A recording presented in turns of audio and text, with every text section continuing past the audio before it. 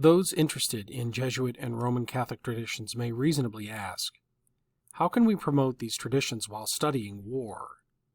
The Catholic doctrines discussed here generally align with pacifism and a rejection of armed conflict or violent solutions to political problems.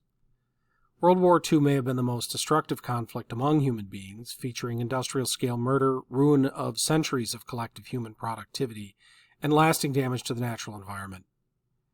In focusing students' attentions on service in World War II as a social contribution, do we risk mischaracterizing it as a good war, which among many modern Catholic perspectives is an oxymoron? There are several responses to this. Most basic is that understanding the dynamics of war is a crucial education for a pacifist action. Moreover, if we accept military power, alongside bias in favor of pacifism, as a necessary component of a just society, there are questions of justice in how military forces are composed and maintained. Military history cannot be limited to battles, tactics, and technology. Prudent citizenship and governance must be concerned with the social and cultural histories of armed services. Even combat, as we encounter it here, can be examined through the lens of race, gender, or sexual identity, rather than just tactical formations, unit organization, fire, and maneuver.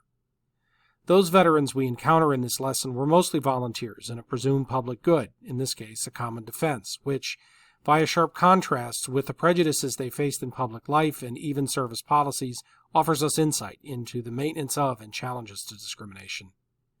Their understanding of World War II, its politics and legacy, was shaped by their gender, sexuality, and ethnicity, and often informed their own sense of justice within American life and community. Their service did not simply mean subsequent entitlements, but instead inclusion in American life and human freedom. Military forces did, and do, not simply reflect the society from which they are recruited or conscripted. Militaries have the potential to remake civilian societies, often in ways policymakers did not intend. We need not celebrate World War II, even if we believe it needed to be won, but we can certainly listen to marginalized Americans who served when they describe what it meant to them then and in their efforts since to live in America and understand their rights as citizens and human beings.